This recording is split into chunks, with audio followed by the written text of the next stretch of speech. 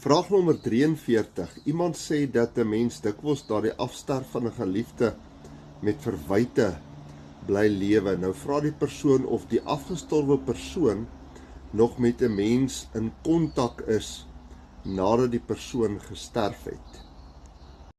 Jesus sê iets daaroor in sy vertelling van die verhaal van die ryk man en Lazarus. Hoor net wat sê hy in Lukas 16 vers 26. Buitendien is daar 'n groot kloof tussen ons en julle, sodat die wat hiervandaan wil oorgaan na julle toe, nie kan nie, en die wat daar is ook nie na ons toe kan oorkom nie. Volgens hierdie vertelling van Jesus het ons nie kontak met mense aan die ander kant die graf nie. Die kontak wat jy dalk ervaar is eerder 'n sielsband van verlange, en as jy enige verwyte het oor die verhouding wat jy met die persoon gehad het afgesterf het, dan moedig ek jou aan om vergifnis te vra. Onthou, in die hemel is daar nie spyt of verwyte nie. Vra vergifnis, die Here sal vir jou vrede gee.